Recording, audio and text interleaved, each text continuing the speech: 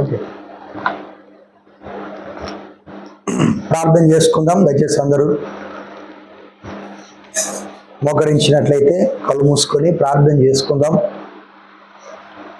దేవుని వాక్యం నిమిత్తం మనం ప్రార్థన చేసుకుందాం. దేవుడు ఈ యొక్క గురువారపు బైబిల్ స్టడీ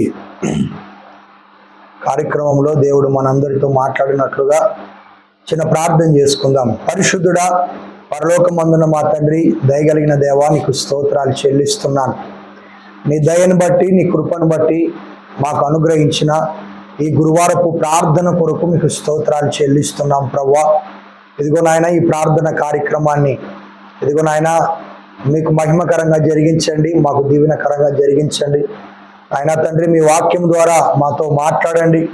మీ సంగతులు గ్రహించగలిగిన కృపను పరిశుద్ధాత్ముడా మాకు అనుగ్రహించమని ప్రార్థన చేస్తూ మీ చేతికి అప్పగిస్తూ మా ప్రభువును రక్షకుడైన యేసుక్రీస్తు నామములో ప్రార్థించి పొంది ఉన్నాం తండ్రి, ఆమేన్. ఫ్యాన్ కూడా బంద్ చేసి.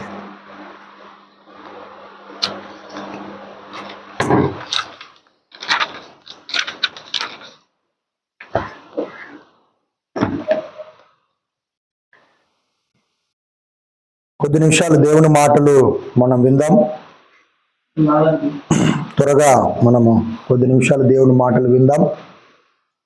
కొరింథీయులకు రాసిన రెండవ పత్రిక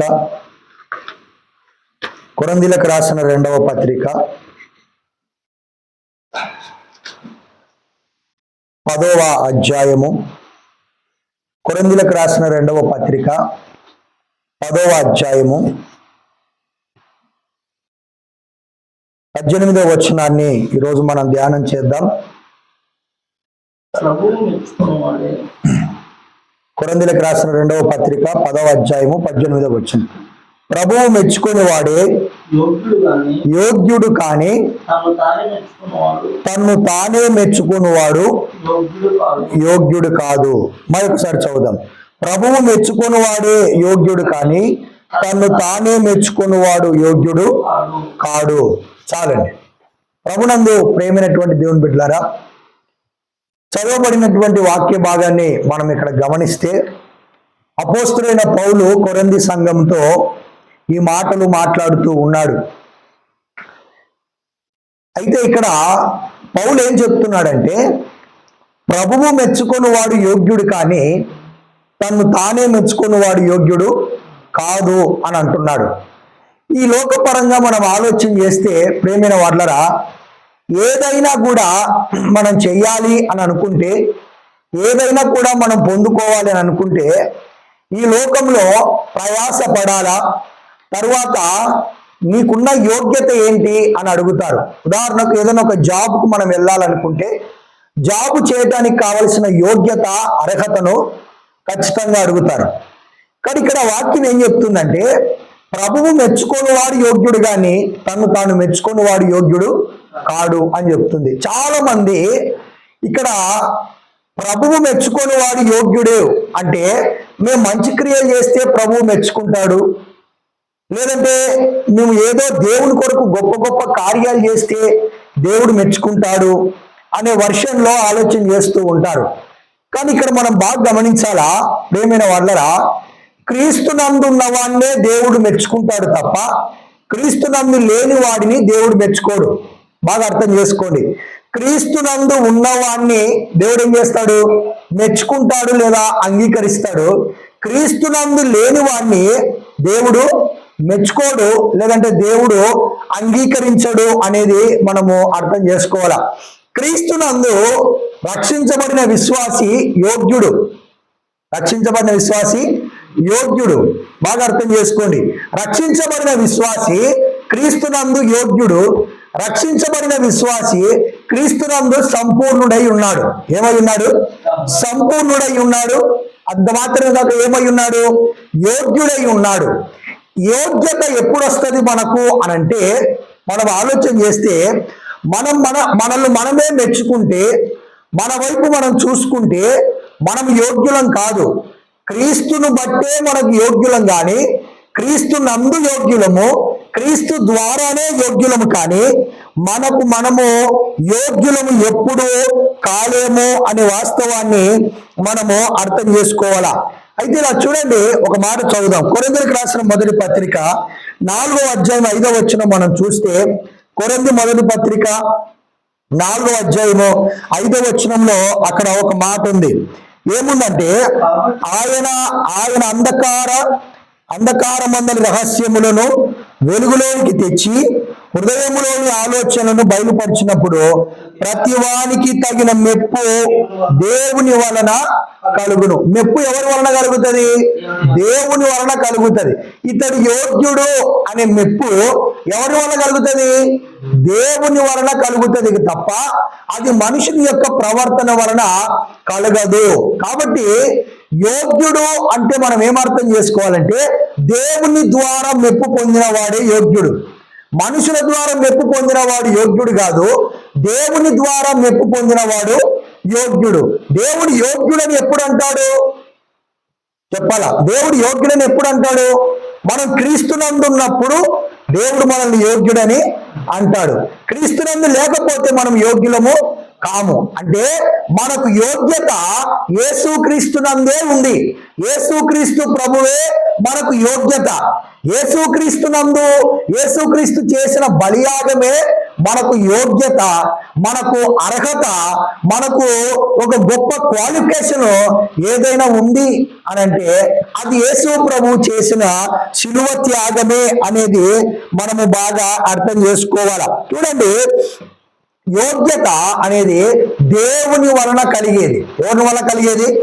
దేవుని వలన కలిగేది. లూకా సువార్తలో ఆ తండ్రి దగ్గర నుంచి దూరం అయిపోయినటువంటి కుమారుడు ఉన్నాడు. లూకా సువార్త 15వ అధ్యాయము, లూకా సువార్త 15వ అధ్యాయము 21వ వచనం ఒకసారి చూద్దాం. 15వ అధ్యాయము 21వ వచనం చూడండి.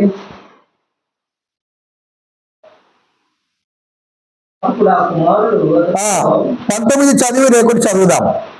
ఇక మీదట నీ కుమారుడని అనిపించుకున్నటకు యోగ్యుడను కాను, నన్ను నీ కూలివానిలో ఒకనిగా పెట్టుకోనుమని తండ్రితో చెప్పుదనుకొని లేచి తండ్రి యొద్దకు వచ్చెను. ఇప్పుడు చదవండి.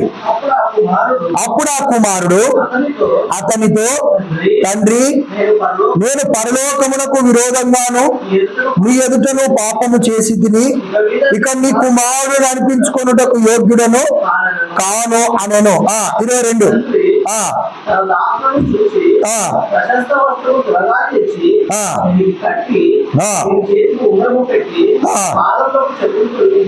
కాళ్ళకు చెప్పులు. చూసారా? తండ్రి దగ్గర నుంచి దూరం అయిపోయిన కుమారుడు ఏమనుకుంటున్నాడు? తండ్రి దగ్గరకు మరలా నేను కుమారునిగా వెళ్ళడానికి నేను యోగ్యుడను కాను అనుకుంటున్నాడు. కానీ ఇక్కడ తండ్రి ఏం చేస్తున్నాడు తెలుసా? కుమారుణ్ణి అంగీకరిస్తున్నాడు. ఏం చేస్తున్నాడు? కుమారుణ్ణి అంగీకరిస్తున్నాడు. కుమారునిగా అంగీకరిస్తున్నాడు అంటే కుమారునికి యోగ్యత ఎవరిస్తున్నారు? అందరు చెప్పాలా? యోగ్యత ఎవరిస్తున్నారు? తండ్రి ఇస్తున్నారు. ఒకసారి నా వైపు చూడండి, జాగ్రత్తగా గమనించండి. ఇక్కడ మీకు ఒక మాట చెప్తాను. ఇప్పుడు తండ్రి దగ్గర నుంచి వానికి రావాల్సిన ఆస్తి అంతా తీసుకొని వెళ్ళాడా లేదా? తీసుకొని వెళ్ళాడు. ఇప్పుడు వానికి చెందిన ఆస్తి ఏమన్నా ఉందా తండ్రి దగ్గర? ఏమి లేదు. ఆస్తి అంతా ఏం చేశాడు? దుర్వ్యాపారం చేసి పాడు చేసేసాడు. ఇప్పుడు తండ్రి దగ్గరకు వాడు వచ్చినప్పుడు చిన్న కుమారుడికి పెడుతున్న రింగ్ ఎవరిది? వాని ఆస్తి వాటలేదే, తండ్రిదే. తండ్రిది. ప్రశస్త వస్త్రాలు ఎవరివి? తండ్రివి. చెప్పులు ఎవరివి? తండ్రివే. అంటే ఇప్పుడు వాడు అనుకుంటున్నాడు, నేను నా తండ్రి ఎదుట నేను కుమారుడిగా ఉండటానికి నాకు యోగ్యత లేదు అని అంటున్నాడు. కానీ తండ్రి ఏం కలుగజేస్తున్నాడు? కుమారుడిగా ఉండటానికి యోగ్యతను కలుగజేస్తున్నాడు. వింటున్నారా? మీకు అర్థమవుతుందా? అంటే మెప్పు, యోగ్యత ఎవరి వల్ల వస్తుంది అని అంటే దేవుని వల్లనే వస్తుంది. ఎవరి వల్ల వస్తుంది?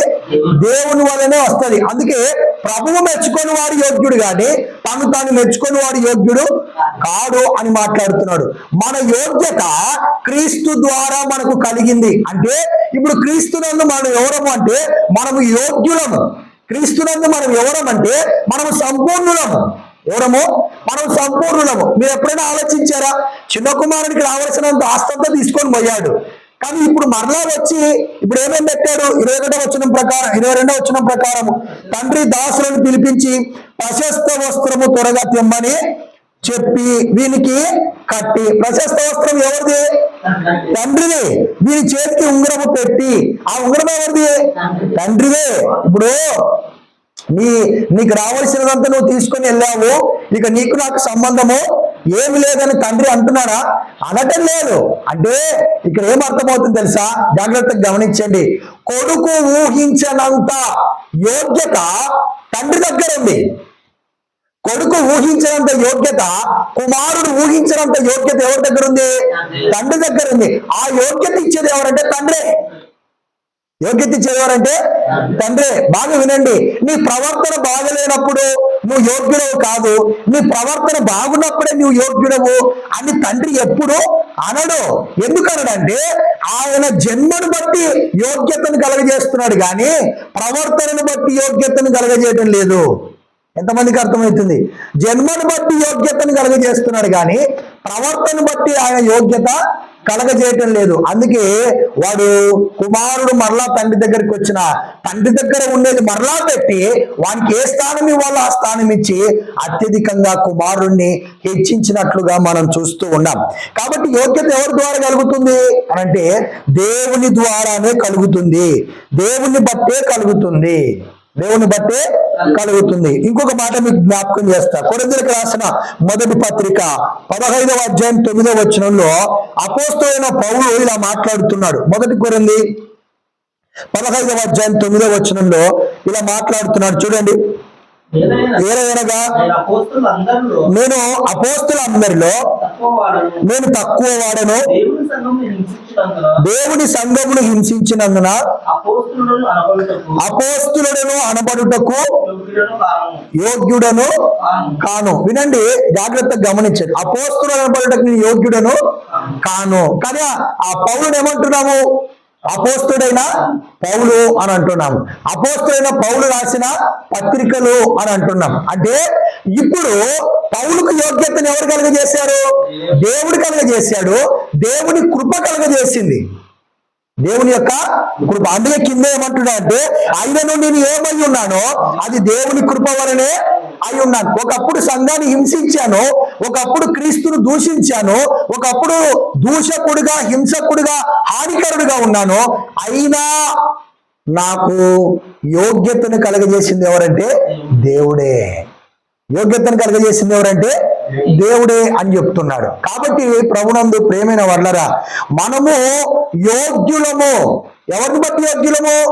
యేసుక్రీస్తును బట్టి మనము యోగ్యులమైనాము, కానీ మన ప్రవర్తన బట్టి మనం యోగ్యులము కాలేదు. మనం యోగ్యులమైన సంగతి వింటున్నారా? మనం యోగ్యులమైన సంగతి ఎంతమందికి తెలుసా? మనం యోగ్యులమైన సంగతి తండ్రికి తెలుసు, మనం యోగ్యులమైన సంగతి అపవాదికి కూడా తెలుసు. క్రీస్తు నమ్మున్నవాడు యోగ్యుడు అన్న సంగతి అపవాదికి కూడా బాగా తెలుసు. చూడండి జాగ్రత్తగా ప్రియమైన వారలారా, తెస్సలోనికీయులకు రాసిన మొదటి పత్రిక 2వ అధ్యాయం 4వ వచనంలో ఇలా రాయబడింది, చూడండి. మొదటి తెస్సలోనిక 2వ అధ్యాయము 4వ వచనం, 2:4. సువార్తను మాకు అప్పగించుటకు యోగ్యులమని దేవుని వలన ఎంచబడిన వారమై. వింటున్నారా? పౌలు ఏమంటున్నాడు? సువార్త ప్రకటించుటకు మేము యోగ్యులమని ఎవరి వలన ఎంచబడ్డాము? దేవుని వలన ఎంచబడ్డామంట. ఎవరి వలన అంట? దేవుని వలన ఎంచబడ్డాం. అంటే యోగ్యునిగా ఎంచేది ఎవరు? దేవుడే. యోగ్యతని ఇచ్చేది ఎవరు? దేవుడే. అర్హతను కలగజేసేది ఎవరు? దేవుడే. కాబట్టి ప్రభునందు ప్రేమైన వాళ్ళరా, మనల్ని యోగ్యులుగా మార్చింది యేసుక్రీస్తు యొక్క శిలువ. మనల్ని యోగ్యులుగా మార్చింది ఆయన మరణము. మనల్ని యోగ్యులుగా మార్చింది ఆయన పునరుద్ధానము. మనల్ని యోగ్యులుగా మార్చింది ఆయన మరణ పునరుద్ధానము ద్వారా దొరికిన ఫలితము మనల్ని యోగ్యులుగా మార్చింది. ఎలా మార్చింది? మనలను యోగ్యులుగా మార్చింది. కాబట్టి మనల్ని మనము ఎలా చూసుకోవాలంటే దేవుడు ఇచ్చిన యోగ్యతలో నుండి మనల్ని మనం చూసుకోవాలా. దేవుడు మనల్ని యోగ్యులుగా చూస్తున్నాడు. దేవుడు యోగ్యతనిచ్చాడు సువార్తను నమ్మడం ద్వారా. ఆ సువార్త ద్వారా దేవుడు మనల్ని సంపూర్ణంగా చేశాడు. కాబట్టి దేవుడు మనల్ని ఇప్పుడు ఎలా చూస్తున్నాడు? క్రీస్తునందు యోగ్యులుగా చూస్తున్నాడు. పనికిరాని పాత్రలుగా చూడటం లేదు, నిరుపయోగమైన పాత్రలుగా చూడటం లేదు, బలహీనులుగా చూడటం లేదు, దేవుడు మనల్ని భక్తిహీనులుగా చూడటం లేదు. ఒకప్పుడు చూశాడు దేవుడు, క్రీస్తునందు లేనప్పుడు చూశాడు. కానీ ఇప్పుడు క్రీస్తులోనికి మనం వచ్చిన తర్వాత మనము బలహీనులం కాదు, మనం బలవంతులము. మనము అయోగ్యులము కాదు, మనము యోగ్యులము. మనము దోషులం కాదు, మనము నిర్దోషులము. మనం ఎవరము? మనము నిర్దోషులము. కాబట్టి మనము నేను యోగ్యుడను అనే సంగతి నీకు బాగా అర్థం అవ్వాలా? నీకు బాగా అర్థం అవ్వాలా? ఎట్లా అర్థం అవుతుంది? యేసు క్రీస్తు యొక్క శిలువ కార్యాన్ని బట్టి నువ్వు నేను ఏమయ్యాము? యోగ్యులుగా ఎంచబడ్డాము. యోగ్యులుగా దేవుడు మనల్ని మార్చాడు. ఆయనకు తగిన వారిగా మనల్ని మార్చాడు. పరలోకానికి యోగ్యులుగా మార్చాడు, లేదా జీవానికి యోగ్యులుగా మార్చాడు. ఇంత యోగ్యత ఆయన ఒక్క పుణ్యకార్యం చేయటం వల్ల వచ్చింది. ఆయన చేసిన బలియాగం వల్ల వచ్చింది. ఆయన ఇచ్చిన నీతి వల్ల వచ్చింది. విశ్వాసం అనే పద్ధతి వల్ల వచ్చింది. విశ్వాసం అనే పద్ధతి వల్ల వచ్చింది. కాబట్టి ఇప్పుడు మనందరూ కూడా అర్థం అవ్వాలా, క్రీస్తునందు మనం ఎవరం? ఇప్పుడు యోగ్యులము. క్రీస్తునందు ఎవరం? మనము యోగ్యులము. దేవుడు మనల్ని ఎట్లా చూస్తున్నాడు? యోగ్యులుగానే చూస్తున్నాడు. ఎవరు ఎందుకు చూస్తున్నాడు? క్రీస్తునందు దేవుడు మనల్ని ఎలా చూస్తున్నాడంటే యోగ్యులుగానే చూస్తున్నాడు. అయితే ఇక్కడ ఒకటి జాగ్రత్తగా గమనించండి. ఇప్పుడు ఒక దొంగ ఉన్నాడు. అందరూ వినండి, నా వైపు చూడండి. ఒక దొంగ ఉన్నాడు. దొంగతనం చేయటానికి సమృద్ధి కలిగిన ఇంటికి వెళ్తాడా? ఏమి లేని ఇంటికి వెళ్తాడా? దొంగతనం చేయటానికి సమృద్ధి కలిగిన ఇంటికి వెళ్తాడా? ఏమి లేని ఇంటికి వెళ్తాడా? సమృద్ధి కలిగిన ఇంటికి వెళ్తాడు. ఎందుకు అనంటే అక్కడ దొంగతనం చేస్తే వానికి లాభం కాబట్టి. అర్థమవుతుందా? ఇప్పుడు జాగ్రత్తగా గమనించండి.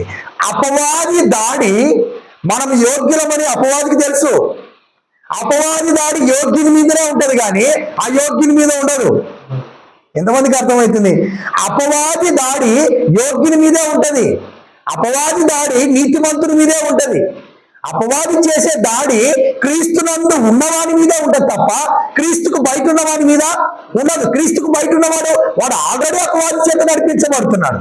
కాబట్టి ఇప్పుడు దాడి ఎవరి మీద ఉంటదంటే క్రీస్తునందు యోగ్యులమైన మన మీద ఉంటుంది దాడి. కాబట్టి పరిస్థితులు చూసి భయపడిపోవద్దు. వాడు చేసే దాడి ఎట్లాంటిదో తెలుసా? జాగ్రత్తగా గమనించండి. మన యోగ్యత మీద అనుమానాలు పుట్టించే దాడి.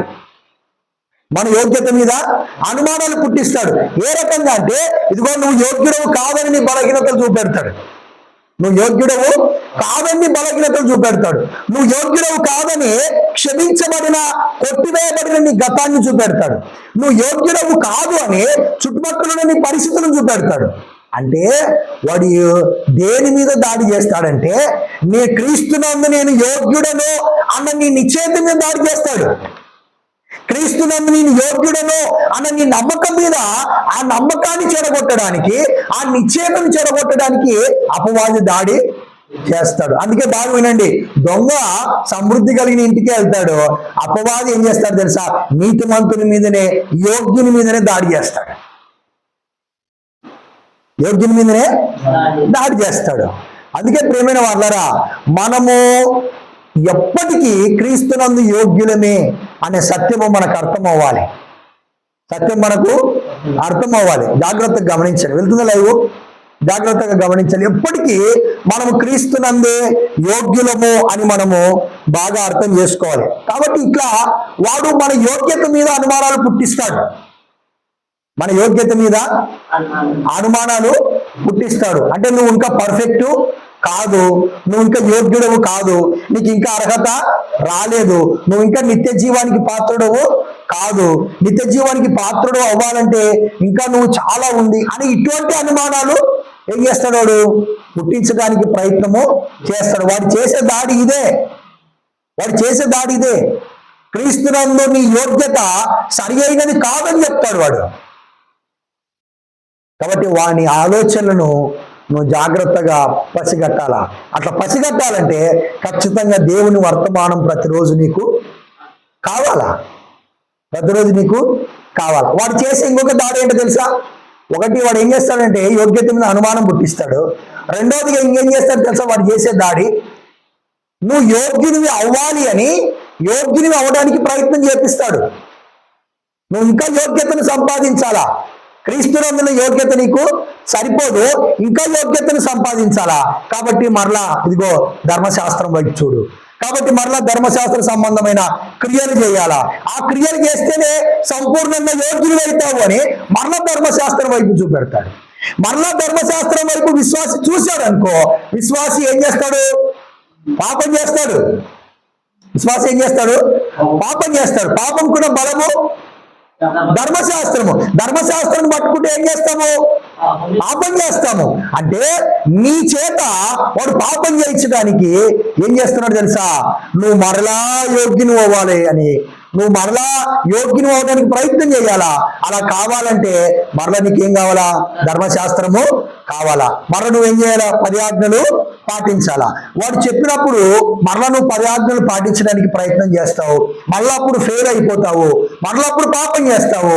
అప్పుడు ఏమనుకుంటావు అంటే నేను ఇంకా ఎప్పటికీ సంపూర్ణంగా యోగ్యుని నేను కాలేను అని అనుకుంటావు. ఇది అపవాది చేసే దాడి. చూసారా? వాడు ఎంత తెలివిగా దాడి చేస్తాడు తెలుసా? ఎంత తెలివిగా దాడి చేస్తాడు తెలుసా? అందుకే క్రీస్తునందు మనము యోగ్యత, మనకున్న యోగ్యత ఎంత అది శ్రేష్టమైనదో, విలువైనదో, అది ఎంత స్థిరమైనదో అన్న సత్యం మనకు అర్థం అవ్వాలి. అది మనకు అర్థం కాకపోతే అపవాది మన మీద దాడి చేస్తాడు. ఖచ్చితంగా వాక్యానికి వ్యతిరేకంగా మనల్ని నడిపించడానికి ప్రయత్నము చేస్తాడు. జాగ్రత్తగా గమనించండి. ఇలా ఎందుకు చేస్తాడు తెలుసా వాడు? ఇప్పుడు యేసుక్రీస్తునందు విశ్వాసం ద్వారా నీతిమంతులుగా ఎంతమంది తీర్చబడ్డాము? అందరం తీర్చబడ్డాం, అవునా కాదా? అందరం తీర్చబడ్డాం. కానీ వాడు ఏం చేస్తాడు తెలుసా? క్రీస్తునందున్న ఆశీర్వాదాలు అనుభవించకుండా వాడు మన మనస్సును జరగొడతాడు. క్రీస్తునందున ఆశీర్వాదాలు అనుభవించకుండా వాడు మన మీద దాడి చేస్తాడు. వాగ్దానాలకు మనం వారసులము, ఆశీర్వాదాలకు మనము వారసులమా కాదా? మనం వారసులమే. ఒక మాట చూడండి, హెబ్రీయులకు రాసిన పత్రిక 9వ అధ్యాయం 11వ వచనం చూడండి. హెబ్రీయులకు రాసిన పత్రిక 9వ అధ్యాయం 11వ వచనంలో పౌలు ఇలా అంటున్నాడు చూడండి. అయితే క్రీస్తు రాబోచున్న మేలుల విషయమై ప్రధాన యాజకుడుగా వచ్చి, వింటున్నారా? రాబోచున్న మేలుల విషయమై ఆయన ప్రధాన యాజకుడుగా వచ్చి, అంటే ఇప్పుడు అపవాది దేనిని టార్గెట్ చేస్తాడు తెలుసా? రాబోచున్న మేలులు అనుభవించకుండా చేస్తాడు, వాగ్దానాలు అనుభవించకుండా చేస్తాడు, వాగ్దానాలు అనుభవించకుండా చేస్తాడు. వాగ్దానాలు అనుభవించాలంటే నీకేం కావాలా? వాగ్దానాలు అనుభవించాలంటే నీకేం కావాలా? నీకు వాక్యం కావాలా? నీకు వాక్యం కావాలా? వాక్యం లేకుండా, వాక్యాన్ని నమ్మకుండా, వాక్యంలో నుండి కలిగే విశ్వాసం ద్వారా వాగ్దానాన్ని పొందుకోగలమా? వాగ్దానాన్ని పొందుకోలేము. అంటే వాడు వాక్యాన్ని విననీయకుండా వాడు ఎందుకు చేస్తాడంటే క్రీస్తునందున్న ఆశీర్వాదాలు మనం అనుభవించకుండా చేస్తాడు చేయడానికి. అర్థమవుతుందా? ఇప్పుడు వినుట వల్ల ఏం కలుగుతుంది? విశ్వాసం కలుగుతుంది. ఎవరి గురించి వింటున్నాము? క్రీస్తుని గురించి వింటున్నావు. క్రీస్తుని గురించి వింటే నీకు ఏం కలుగుతుంది? విశ్వాసం కలుగుతుంది. విశ్వాసం కలిగితే విశ్వాసం ద్వారా ఏం అనుభవిస్తావు? వాగ్దానాలను, రాబోయే మేలులను, ఆశీర్వాదాలను అనుభవిస్తావు. ఇప్పుడు ఆ మేలుల ఆశీర్వాదం అనుభవించకూడదు అంటే నేనేం చేస్తాడు తెలుసా? వాడు వాక్యం విననీయకుండా చేస్తాడు. అందుకే వాడు నీ పైన ఎందుకు దాడి చేస్తాడంటే, అర్థమవుతుందా? నీ మనస్సును ఎందుకు జరగొడతాడంటే, గత వారం కూడా చెప్పుకున్నాం కదా. ఏం చెప్పుకున్నాం? మనస్సు అనే నడుము అనే మనస్సు గురించి మనము నేర్చుకున్నాం. వాడు క్రీస్తునందు ఉన్న మేలులు మనం అనుభవించకుండా మన మనస్సును బలహీనపరుస్తాడు. క్రీస్తునందున్న వాగ్దానాలను మనం స్వతంత్రించుకోకుండా మన మనస్సును బలహీనపరుస్తాడు.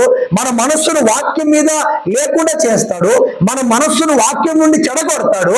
మన నిశ్చయతను చెడగొడతాడు. మన నమ్మకాన్ని చెడగొట్టడానికి ప్రయత్నం చేస్తాడు. కాదు, నువ్వు ఇంకా యోగ్యుడవు కావాలా? క్రీస్తునందు యోగ్యుడవు కాదు, నీ క్రియల వల్లనే యోగ్యుడవు అని నీ మనస్సును పాడు చేసి మరలా వాక్యానికి వ్యతిరేకంగా నడవడానికి వాడు అపవాది ప్రయత్నము చేస్తాడు. మీరు వినండి, బాగా ఆలోచన చేయండి. నిన్ను వాక్యము విననీయకుండా నీ మనస్సును చెడగొట్టడం ద్వారా వానికి ఏం మేలు కలుగుతుంది అని అంటే, వినండి, క్రీస్తునందు నువ్వు అనుభవించాల్సిన స్వాస్థ్యము ఇక్కడ అనుభవించకుండా ఉంటావు.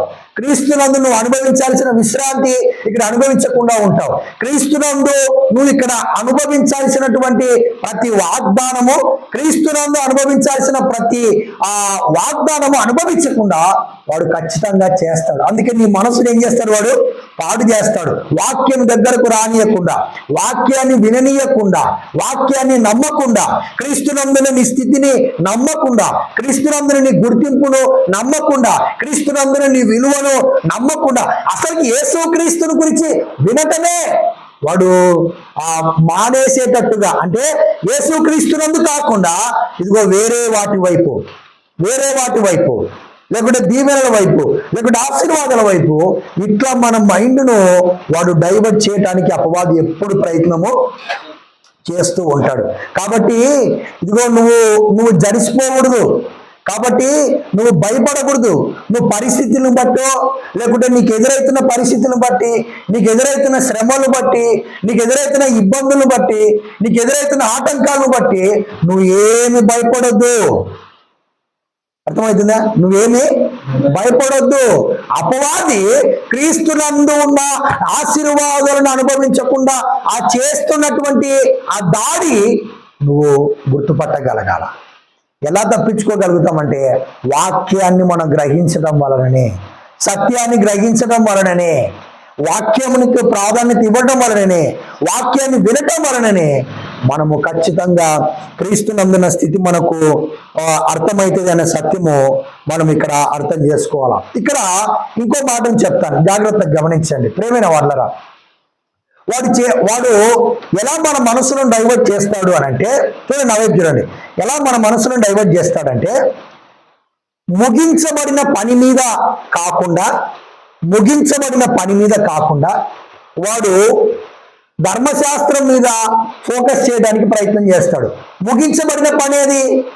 యేసుక్రీస్తు యొక్క శిలువ త్యాగం. ముగించబడిన పని ఏది?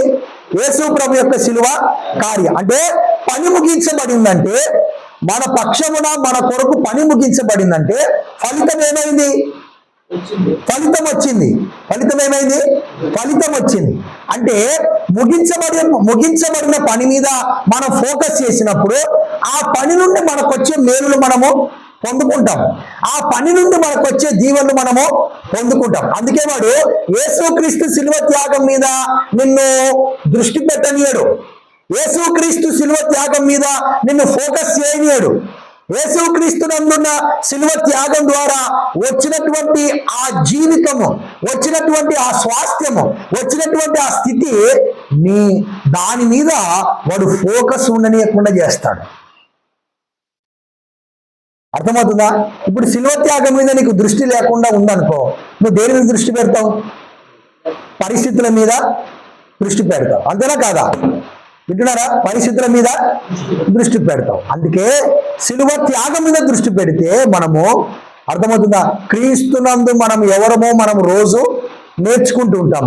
క్రీస్తునందు ఎంత బలవంతులమో నేర్చుకుంటూ ఉంటాం. ఇట్లా నేర్చుకుంటున్న క్రమంలో అపవాదిని ఎదిరించగలిగిన శక్తి చేత మనం ఏమవుతుంటాము?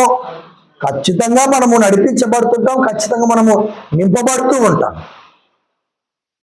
ఎప్పుడైతే క్రీస్తు శిలువను ఆలోచన చేయడం మర్చిపోతామో, నీ కొరకు చేయబడినటువంటి కార్యాన్ని నువ్వు ఆలోచించడము, నువ్వు ధ్యానించడము, నువ్వు దృష్టి పెట్టడము ఎప్పుడైతే నువ్వు మర్చిపోతావో, అపవాది ఖచ్చితంగా వాడు మన మీద దాడి చేస్తాడు. ఇప్పటికే ఏం చెప్తాడు వాడు? నువ్వు యోగ్యుడవు కావు అని అంటాడు. కానీ దేవుడు ఏమంటున్నాడు? నువ్వు యోగ్యుడవే అని అంటున్నాడు. నువ్వు యోగ్యుడవే అని అంటున్నాడు. ఏ మాట నిజము? ఇలా చెప్తాను, జాగ్రత్తగా గమనించండి. వాస్తవం నిజమా? వాగ్దానం నిజమా? వాగ్దానం నిజం. వాస్తవం నిజం కాదా? వాస్తవం నిజమా? వాగ్దానం నిజమా? వాగ్దానమే. వాస్తవం నిజం కాదా? అంటే కంటికి కనపడుతున్నది నిజమా? దేవుడు చేసిన వాగ్దానం నిజమా? దేవుడు చేసిన వాగ్దానమే నిజం. అంటే కంటికి కనపడేది అది అది నిజంగా జరుగుతున్నప్పటికి కూడా మనం దాన్ని చూస్తామా? వాగ్దానాన్ని, దేవుడు చేసిన వాగ్దానాన్ని చూస్తామా? అర్థమవుతుందా? వాడు ఏం చేస్తాడంటే నీ కంటికి కనపడే పరిస్థితులను చూపెడతాడు, నీకు దేవుని వాగ్దానాన్ని చూపెట్టాడు. ఇలాగే మోషే ఏం చేశాడు తెలుసా? ఇలాగే 12 మందిని ఏర్పరిచి మీరు వెళ్ళి కనాను చూస్తారండి ఏం చెప్పాడు. 12 మంది వెళ్ళి కనాను చూసొచ్చారు. 12 మంది ఏమయ్యారు? 2 గుంపులు అయ్యారు. 10 మంది ఓ గుంపు, 2 ఓ గుంపు. అర్థమవుతుందా? ఇప్పుడు చూసొచ్చిన దాన్ని చెప్తున్నారా, చూడని దాన్ని చెప్తున్నారా? ఈ 10 మంది చూసొచ్చిన దాన్ని చెప్తున్నారు. అబద్ధం చెప్తున్నారా, నిజం చెప్తున్నారా? ఈ 10 మంది నిజమే చెప్తున్నారు. అంటే అక్కడ కంటికి కనబడిన పరిస్థితులే చెప్తున్నారు. అర్థమవుతుందా? కానీ వీళ్ళు ఏం చేస్తున్నారు? భయపడుతున్నారు. ఏం చేస్తున్నారు? ఏడుస్తున్నారు. అపవాది అట్లా కంటికి కనబడే పరిస్థితులను చూపెట్టి వాగ్దానం మర్చిపోయేటట్టుగా చేస్తాడు. ఎంతమందికి అర్థమైంది? వాగ్దానం మర్చిపోయేటట్టుగా. నువ్వేమనుకుంటావు? నువ్వు మనుషుడివి కాబట్టి నీ మనిషి కోణంలో నువ్వేం ఆలోచన చేస్తావంటే, అరే నా కంటికి కనపడుతుండేదే నిజము, దేవుని వాగ్దానం ఏమో తెలియదు. కంటికి కనపడుతుంటే నమ్మకుండా ఎలా ఉంటాము? ఈ పరిస్థితి చూడు, ఈ కష్టం చూడు, ఈ శ్రమ చూడు, ఈ బాధ చూడు, లేదంటే ఈ రోగం చూడు, లేదంటే ఈ ఆటంకం చూడు, కంటికి కనపడుతున్నది నిజం కదా అని లోకం అంటది. కానీ దేవుడు ఏమంటాడంటే వాస్తవం కంటే వాగ్దానం గొప్పది. హల్లెలూయా! వాస్తవం కంటే వాగ్దానం గొప్పది. కాబట్టి కంటికి కనపడుతున్న పరిస్థితులు చూసి భయపడద్దు. ఎంతమందితో దేవుడు మాట్లాడుతున్నాడు? కంటికి కనపడుతున్న పరిస్థితులను చూసి భయపడద్దు. కంటికి కనపడుతున్న పరిస్థితులను చూసి జడిచిపోవద్దు. అపవాది అదే చూపెడతాడు. నీ నిశ్చయితం జరగొట్టడానికి అపవాది అదే చూపెడతాడు. నువ్వు చూడాల్సింది ఏంటి తెలుసా? కంటికి ఎంత కష్టతరమైన, ఎంత కఠినమైన, ఎంత బాధకరమైన పరిస్థితులని కనపడుతున్నా వాటిని దాటి వాగ్దానాన్ని చూడగలగాల, వాటిని దాటి వాగ్దానాన్ని నమ్మగలగాల, వాటిని దాటి వాగ్దానం మీద ఫోకస్ చేయగలగాల. దేవుని మాటను మనం నమ్మగలగాల. చాలా మంది అపవాది ఎట్లా వాడుకుంటున్నాడంటే కంటికి కనపడే వాటిని చూపెట్టి వాడుకుంటున్నాడు. చూపెట్టి వాళ్ళ నిశ్చేతం దెబ్బ కొడుతున్నాడు. దేవుని వైపు వాళ్ళు చూడనీయకుండా చేస్తున్నాడు. ముగించబడిన పని మీద, శిలువ త్యాగం మీద, ఆ పుణ్యకార్యం మీద మనసు పెట్టనీయకుండా అపవాది మనసులను చెంచడం చేస్తున్నాడు. కంటికి కనపడదే నిజం కాబట్టి దేవుడు మా ప్రార్థన వినటం లేదని నిరుత్సాహపడిపోయి, నిరాశలోకి వెళ్ళిపోయి, అనాసక్తితో నింపబడుతూ, ప్రార్థన మానుతూ, వాక్యం మానుతూ, సన్నిధి మానుతూ ఏకంగా దేవునికే దూరం అయిపోయే పరిస్థితులు నేటి విశ్వాసంలో వచ్చేస్తున్నాయి. కారణం ఏంటంటే ఇదిగో పరిస్థితుల కంటే కూడా, వాస్తవం కంటే కూడా వాగ్దానము, హల్లెలూయా, వాస్తవం కంటే కూడా వాగ్దానము గొప్పది అని మనం నమ్మలేకపోతున్నాము. నమ్మనీయకుండా వాడు పనిచేస్తున్నాడు. ఎందుకు పదే ప్రార్థనకి రండి అని నేను ఫోన్ చేస్తాను తెలుసా? అర్థమవుతుందా? నా మేలు కోసం కాదండి. మనమంతా ఒక సంఘము. నువ్వు ఇప్పుడు ఈ రోజు ఈ వాక్యం వినకుంటే అపవాది నీ యోగ్యత మీద చేసే దాడి నీకు అర్థమవుతుందా? అర్థం కాదు. ఈ రోజు వచ్చి ఇక్కడ ఈ వర్తమానం నువ్వు వినకుంటే, ప్రభు మాటలు వినకుంటే, ప్రభు చెప్పేది నువ్వు వినకుంటే, వాస్తవమైన పరిస్థితుల కంటే వాగ్దానమే గొప్పది అన్న సత్యము నీ కళ్ళు తెరవబడతాయా?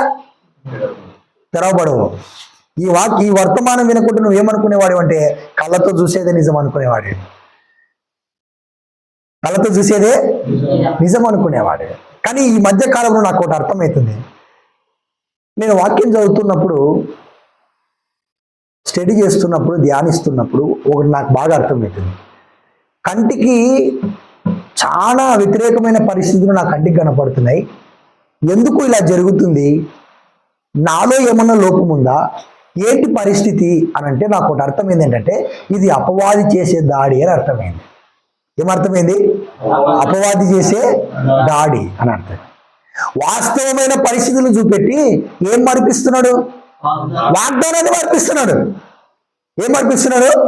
వాగ్దానాన్ని మార్పిస్తున్నాడు. కాబట్టి ఇప్పుడు నీ కష్టం వస్తుంది, ఆ కష్టాన్ని నీ కళ్ళతో చూస్తుంటావు. ఆ కష్టాన్ని చూసినప్పుడు నీకేం గుర్తురాదు?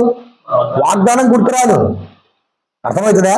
నీకు వాగ్దానము గుర్తురాదు, నీకు దేవుని మాటలు గుర్తురావు, నీకు దేవుని యొక్క దేవుడు నమ్మకత్వం, దేవుని యొక్క నమ్మకత్వం నీకు గుర్తురాదు.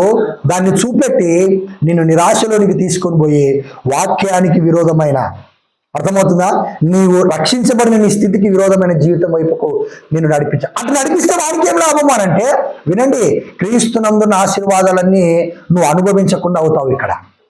క్రీస్తునందున మేలును అనుభవించకుండా అవుతావు ఇక్కడ. క్రీస్తునందున దీవెనను అనుభవించకుండా అవుతావు ఇక్కడ. కాబట్టి ప్రతిరోజు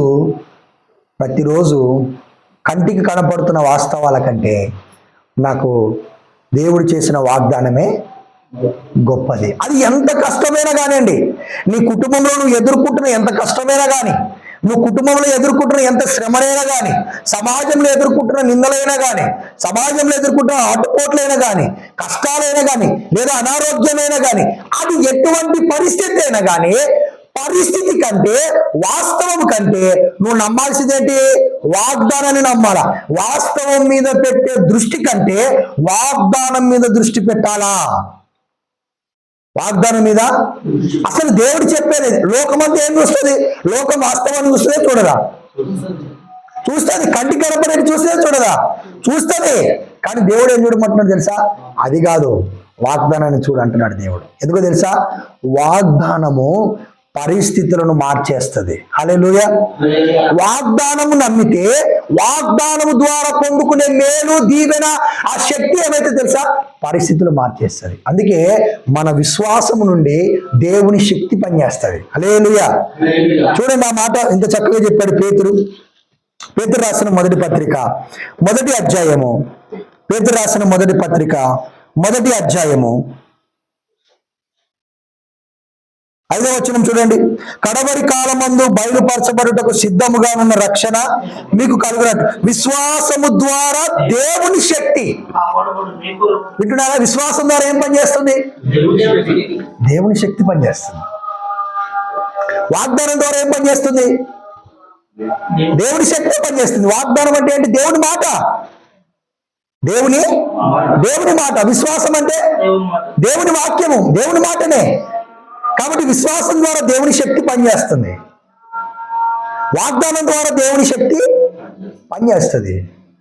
కాబట్టి ప్రభునందు ప్రేమైనటువంటి దేవుని బిడ్డలారా, ఈ రాత్రి దేవుడు నీతో మాట్లాడుతున్నప్పుడు ఒకసారి నువ్వు గ్రహించు, ఒకసారి నువ్వు అర్థం చేసుకో. నువ్వు నీ యోగ్యత మీద అపవాది ఖచ్చితంగా దాడి చేస్తాడు చేయడా? ఖచ్చితంగా దాడి చేస్తాడు. కాబట్టి ఎటువంటి పరిస్థితుల్లో వాగ్దానం వైపే చూడు, వాస్తవాల వైపు, పరిస్థితుల వైపు నువ్వు చూడొద్దు. అది ఎటువంటి క్లిష్టతరమైన పరిస్థితి అయినా కానీ దాని వైపు నువ్వు అస్సలకి చూడొద్దు. పరిస్థితుల వైపు చూడొద్దు, వాగ్దానం వైపే చూడు. ఆయన శక్తి వైపే చూడు, ఆ వాగ్దానం వైపే చూడు. అద్భుతమైనటువంటి సహాయము, అద్భుతమైనటువంటి దేవుని కృప, మేలును ఖచ్చితంగా మనం ఏం చేస్తాము? ఖచ్చితంగా మనం పొందుకుంటాం. చూడండి, అపవాది చేసిన దాడి ఒక మాట చెప్తాను చూడండి.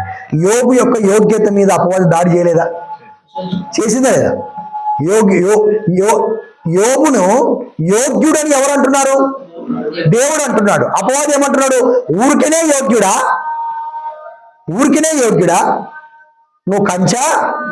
నువ్వు వేసావు కాబట్టి యోగ్యుడు, ఒకసారి కంచె తీసేసాయి, అతని యోగ్యత ఏందో బయటపడుతుంది అని అన్నాడు. కంచె తీసేసాడు. కానీ ఏమంటున్నాడు? కంచె తీసేస్తా ఏమంటున్నాడు? యెహోవా ఇచ్చెను, యెహోవా తీసుకొని పోయాను, ఆయన నామమునకే స్తుతి కలుగును గాక అని మాట్లాడుతున్నాడు. అంటే వాడు యోగ్యత మీద ఖచ్చితంగా దెబ్బ పడతాడు. అందుకే నీకు ప్రతిరోజు వాస్తవాల వైపు చూడొద్దు, ప్రతిరోజు వాగ్దానం వైపు చూడు. వాగ్దానం వైపు చూడని అంతగా పరిస్థితులు రావచ్చు. అర్థమవుతుందా? వాగ్దానాన్ని మర్చిపోయేంతగా పరిస్థితులు రావచ్చు. కానీ ఫోకస్ వాగ్దానం మీదనే ఉండాలి, దేవుని మాట మీదనే ఉండాలి. మీరు ఒక మాట నమ్మండి, మీరు వాగ్దానాన్ని నమ్మితే మీ పక్షమున దేవుని శక్తి పనిచేస్తుంది. అర్థమవుతుందా? మీ పక్షమున దేవుని శక్తి పనిచేస్తుంది. దేవుని శక్తి పనిచేసిందంటే ఇక ఏ శక్తి కూడా పనిచేయదు. అపవాది శక్తి పనిచేయదు, దేవుని శక్తి మన పక్షాన పనిచేస్తుంది. కాబట్టి నువ్వు వాగ్దానాన్ని నమ్మడం నీకు ఎంత అవసరమో అర్థం చేసుకో. వాగ్దానం మీద దృష్టి పెట్టడం ఎంత అవసరమో నువ్వు ఒకసారి గుర్తు చేసుకో. ప్రతిసారి నువ్వేం చేయాలంటే, కొన్నిసార్లు క్రీస్తునందు విశ్వాసం ఉంచడం ద్వారా మనం నీతిమంతులము అయ్యాము, కానీ మనం నీతిమంతులము కాలేదు అని కొన్నిసార్లు అనిపించే పరిస్థితులు వస్తాయి. అలా వచ్చినప్పుడు ఏం చేయాలి తెలుసా? నీ కొరకు ఒక్కసారి ముగించబడిన పని మీద నువ్వు దృష్టి పెట్టాలి. ఒక్కసారే ముగించబడిన పని ఏది? యేసుక్రీస్తు శరీరం ముందు ఒక్కసారే అర్పించబడేను, ఒక్కసారే అర్పించబడ్డాడు, ఒక్కసారే చనిపోయాడు. ఒక్కసారి అర్పించబడి ఒక్కసారి చనిపోవడం ద్వారా ఏ పని చేశాడు ఆయన? పాప ప్రభుత్వం నుంచి మనల్ని విడిపించేశాడు. అపవాదికి దాసులుగా ఉన్న మనల్ని విడిపించేశాడు. ఇప్పుడు మనం పాపానికి దాసులము కాదు. దీని మీద నువ్వు ఫోకస్ పెడితే, క్రీస్తు శిలువ త్యాగం మీద నువ్వు ఫోకస్ పెడితే, ప్రేమైన వాళ్ళరా, అపవాది యొక్క తలంపులు మనలో పనిచేయవు. పనిచేసిన ఖచ్చితంగా వాటిని ఎదిరించగలుగుతాం. అందుకే వాడు పెట్టే భ్రమలు, వాడు పరిస్థితుల వైపు చూపించే విధానము, వాగ్దానాన్ని మర్చిపోయేటట్టుగా చేసే పరిస్థితులు, ఇవన్నీ ఖచ్చితంగా మనకు ఎదురవుతాయి. అర్థమవుతుందా? జాగ్రత్తగా గమనించు. ఇప్పుడు క్రీస్తునందున్న మేలులు ఏమనుభవించావు? నువ్వు నీతిని అనుభవిస్తున్నావు. ప్రతి మేలుకు వాగ్దానానికి వారసుడు అయ్యావు. ఇప్పుడు ఇక్కడ నువ్వు అనుభవించాల్సిన మేలులు, క్రీస్తునందు ఇక్కడ అనుభవించాల్సిన ఆశీర్వాదాలు, క్రీస్తునందు ఇక్కడ పొందుకోవాల్సిన వాగ్దానాలు, క్రీస్తునందు ఇక్కడ అనుభవించాల్సినటువంటి మంచి జీవితము ఇక్కడ జీవించనీయకుండా చేస్తాడు వాడు. అప్పుడు ఎవరు నష్టపోతారు? నువ్వే నష్టపోతావు. అందుకే ప్రతిరోజు నీకు దేవుని మాటలు ఖచ్చితంగా కావాలి. అందుకే మనము సన్నిధిగా కూడుకోవటం మనం మానకూడదు. ఎప్పుడైతే వాక్యానికి దూరంగా ఉంటావో నువ్వు దేనికి దూరంగా ఉన్నావు తెలుసా? దేవుని శక్తికి దూరంగా ఉన్నావు. జాగ్రత్తగా ఈ మాటలు మీరందరూ గమనించాలని ప్రభు పక్షాన మీ అందరికీ మనవి చేస్తూ ఉన్నాను. కాబట్టి ప్రేమైన వాళ్ళరా, ప్రభువు మెచ్చుకొని వాడే యోగ్యుడు. ఇప్పుడు మనం యోగ్యులమా కాదా? యోగ్యులమే. మనం యోగ్యులము కాదు అని వాడు ఏం చేస్తాడు? అనుమానము పుట్టిస్తాడు. ఒకటి. రెండు, ఇంకా మనం యోగ్యులం అవ్వాలని మరలా ధర్మశాస్త్రాన్ని పాటించడానికి వాడు ప్రేరేపణ చేస్తాడా చేయడా? ప్రేరేపణ చేస్తాడు. ఇంకోటి ఏం చేస్తాడు తెలుసా? క్రీస్తు నందున్నటువంటి జీవితం, వాగ్దానాలు మనం అనుభవించకుండా వాడు ప్రయత్నము చేస్తాడు. ఇంకోటి ఏం చేస్తాడు తెలుసా? ముగించబడిన మన పక్షమున మన కొరకు ముగించబడిన పని మీద వాడు దృష్టి పెట్టనీయకుండా మన మనస్సును బలహీనపరుస్తాడు. ఖచ్చితంగా మన మనస్సును తిప్పేస్తాడు. వాస్తవ పరిస్థితులను చూపెట్టి వాగ్దానాన్ని మరిపిస్తాడు. అందుకే ఈ రోజు నుంచి ఒకటి నేర్చుకోవాలా. నీ కంటికి కనపడుతున్న పరిస్థితులను చూడటం మానేసి దేన్ని చూడాలా? వాగ్దానాన్ని చూడాలా. ఏం చూడాలా? వాగ్దానాన్ని చూడాలి. ఎందుకంటే నీ భవిష్యత్తే వాగ్దానం కాబట్టి. హల్లెలూయా. నీ జీవితమే వాగ్దానం కాబట్టి, నీ ముందున్న రాబోయే మేలులే వాగ్దాన సంబంధమైనవి కాబట్టి, రాబోయే జీవితం వాగ్దాన సంబంధమైనది కాబట్టి, రాబోతున్న భవిష్యత్తు వాగ్దాన సంబంధమైనది కాబట్టి నీ దృష్టి అంతా దేని మీద ఉండాలా? వాగ్దానం మీద ఉండాలా. మరలా చెప్తున్నా, ఎంత కఠినమైన పరిస్థితులైనా కానీ, ఎంత ఇబ్బందికరమైన పరిస్థితులైనా కానీ, ఎంత వ్యతిరేకమైన పరిస్థితులైనా కానీ, ఎన్ని ఆటుపోట్లైనా కానీ, నిందలు కానీ, అవమానాలు కానీ, ఏది కూడా వాస్తవ పరిస్థితులు చూడొద్దు. ఖచ్చితంగా వాగ్దానం వైపే చూడు. అద్భుతమైన సహాయాన్ని నువ్వు పొందుకోగలుగుతావు. నువ్వు వాస్తవమైన పరిస్థితుల వైపు చూస్తే నీకు ఏమొస్తుంది తెలుసా? ఏడుపు వస్తుంది. నీకు ఏడుపు వస్తుంది. ఇప్పుడు ఆ 10 మంది ఆ సమాచారము తప్పు చెప్పారా, రైట్ చెప్పారా? కరెక్టే చెప్పారు. కరెక్ట్. ఇప్పుడు వాస్తవమైన పరిస్థితిని చూసి ఏమొస్తుంది? సంఖ్యాకాండం 13వ అధ్యాయం చూడండి. ఏమొస్తుంది అక్కడ వాళ్ళకి? సంఖ్యాకాండం 13వ అధ్యాయము. వాళ్ళకి ఏమొస్తుందో చూడండి అక్కడ. 14వ అధ్యాయము 1వ వచనం చూడండి. 14:1. అప్పుడు ఆ సర్వ సమాజము ఎలుగెత్తి కేకలు వేసాను. ప్రజల రాత్రి ఎలుగెత్తి ఏడ్చిరి. వాస్తవం వైపు చూస్తే ఏమొస్తుంది? నీకు ఏడుపు వస్తుంది. వాస్తవం వైపు చూస్తే ఏమొస్తుంది? ఏడుపు వస్తుంది. పరిస్థితుల వైపు చూస్తే ఏమొస్తుంది? ఏడుపు వస్తుంది, దుఃఖం వస్తుంది. వాగ్దానం వైపు చూస్తే ఏమొస్తుంది? నిరీక్షణ వస్తుంది. ఏమొస్తుంది? నిరీక్షణ వస్తుంది. వాగ్దానం వైపు చూస్తే ధైర్యం వస్తుంది. వాగ్దానం వైపు చూస్తే దేవుడు కనపడతాడు. వాగ్దానం వైపు చూస్తే నిరీక్షణతో కూడిన బలంతో, మనస్సుతో ఖచ్చితంగా మనం నింపబడతాం. అయ్యో మా జీవితం ఎట్లా, అయ్యో మా పరిస్థితులు ఎట్లా, అయ్యో ఇప్పుడు మేము ఏం చేయాలా? ఎప్పుడు వస్తుంది ఏడుపు? పరిస్థితులను, వాస్తవాలను చూసినప్పుడు వస్తుంది. అర్థమవుతుందా? లక్షల మందిలో వాగ్దానాన్ని చూసే వాళ్ళు ఎంతమంది ఉన్నారు? ఇద్దరే ఉన్నారు. వాస్తవాన్ని చూసే వాళ్ళు ఎంతమంది ఉన్నారు? లక్షల మంది ఉన్నారు. చూసారా? మెజారిటీ పీపుల్ దేన్ని చూస్తున్నారు? వాస్తవాన్ని చూస్తున్నారు. అర్థమవుతుందా? వాస్తవాన్ని చూస్తున్నారు. ఇప్పుడు అక్కడ ఉన్న పరిస్థితిని చూస్తున్నారు. మేము పొందుకోలేము, మేము అలా జయించలేము, మా వల్ల కాదు, అదే చూస్తున్నారు, ఏడుస్తున్నారు. ఎప్పుడైనా గమనించు, పరిస్థితుల వైపు చూసావంటే, వాస్తవాల వైపు చూసావంటే వాగ్దానాన్ని మర్చిపోతాం. లక్షల మంది వాగ్దానాన్ని మర్చిపోయి ఏడుస్తుంటే, ఇద్దరు బట్టలు చింపుకొని ఏడవద్దండి. దేవుడు వాగ్దానం చేసిన దేశాన్ని మనం స్వతంత్రించుకుంటాము. నిశ్చయముగా మనం పట్టుకుంటాము. నిశ్చయంగా వారిని జయిస్తాము. నిశ్చయంగా స్వాధీనం చేసుకుంటాము అని మాట్లాడుతున్నారు. వాగ్దానాన్ని నమ్మేవాడు నిశ్చయతతో మాట్లాడతాడు. వాస్తవాలను చూసేవాడు నిశ్చయత లేకుండా ఏడుస్తాడు. నిశ్చయత లేకుండా ఏడుస్తాడు. ఎంతమందికి అర్థమవుతుంది? కాబట్టి ప్రేమైన వాళ్ళరా, మన జీవితాల్లో ఎదురవుతున్న ప్రతిదీ క్రీస్తునందున్నటువంటి మేలులను మనం అనుభవించకుండా చేసేదే.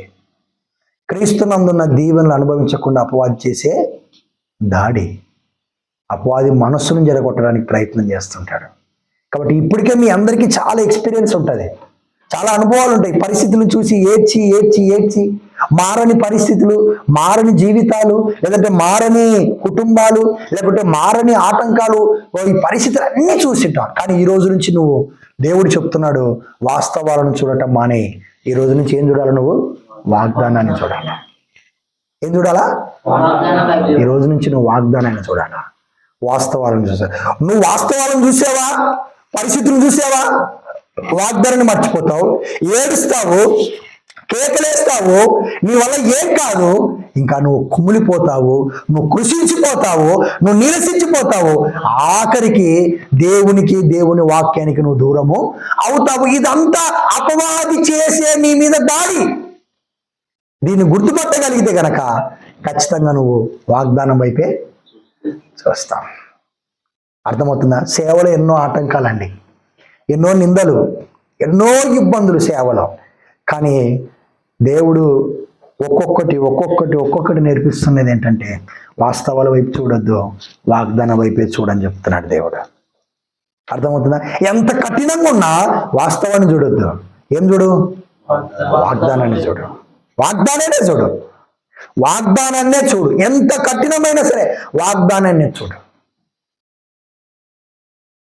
అర్థమవుతుందా? జాగ్రత్తగా గమనించండి ప్రభునందు ప్రియమైన వాళ్ళరా. నీళ్లు మోకాళ్ళ వరకు వస్తే భయపడం, నీళ్లు పీకల వరకు వస్తే భయపడతాం. కానీ దేవుడు ఏమంటున్నాడంటే, నువ్వు మునిగిపోయినా కూడా నువ్వు వాగ్దానాన్నే చూడు. ఎందుకంటే మునిగిపోయిన నిన్ను చిటికలో పని బయటికి తీసుకురావడం. అర్థమవుతుందా? అందుకే ఇప్పుడు మునిగిపోతే చనిపోతానేమో నువ్వు అనుకుంటావు, కానీ దేవుడు ఏమనుకుంటున్నాడంటే, ఓరే బాబు, నువ్వు మునిగిపోవడం కాదు, సెకండ్లో పని నిన్ను బయటికి తీసుకురావడం. కాబట్టి నీ ఫోకస్ దేని మీద ఉండాలా? నేను ఇచ్చిన మాట మీద ఉండాలా? నేను చేసిన వాగ్దానం మీద ఉండాలా? ఏకంగా మునిగిపోయినా కూడా నీ ఫోకస్ ఎక్కడ ఉండాలా? వాగ్దానం మీదే ఉండాలా. ఒకటి అర్థం చేసుకో, బాగా అర్థం చేసుకో. క్షణకాలంలో దేవుడు అద్భుతం చేస్తాడు. హల్లెలూయా. కనురెప్ప పాటుల క్షణ కాలంలో ఒక నువ్వు ఊహించని రీతిగా దేవుడు పరిస్థితులను తారుమారు చేసి దేవుడు నిన్ను నిలబెట్టగలడు.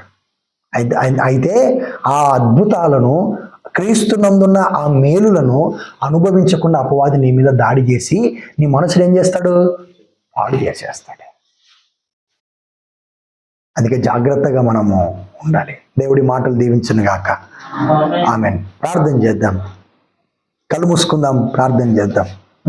పరిశుద్ధుడా, పరలోకమందున్న మా తండ్రి, ప్రేమస్వరూపి, మీకు స్తోత్రాలు చెల్లిస్తున్నాం. నీ ప్రియ కుమారుడైన యేసుక్రీస్తు ప్రభు ద్వారా నీ పాద సన్నిధిలో ప్రార్థన చేస్తున్నాం ప్రభా. మేము యోగ్యులము నాయన, క్రీస్తు నందున్నందుకు మేము యోగ్యులము, క్రీస్తు యొక్క బలియాగాన్ని బట్టి మేము యోగ్యులం ప్రభా. నీకు స్తోత్రాలు చెల్లిస్తున్నాను తండ్రి. మీరు జ్ఞాపకం చేసుకోండి. మీరు మాట్లాడారు ప్రభా, నీకు స్తోత్రాలు. మా యోగ్యత మీద అపవాది దాడి చేస్తాడని మీరు మాట్లాడారు నాయన. కాబట్టి మేము ఎప్పటికీ యోగ్యులమే. మేము క్రీస్తు నందున్నందుకు, క్రీస్తు యోగ్యుడు, మేము కూడా యోగ్యులమే. క్రీస్తు సంపూర్ణుడు, మేము కూడా సంపూర్ణులమే ప్రభువా. కాబట్టి నాయన, వాస్తవాల వైపు కాకుండా వాగ్దానం వైపు చూడటానికి నీ కృపను మాకు అనుగ్రహించమని ప్రార్థన చేస్తున్నాం ప్రభువా. బలపరచండి.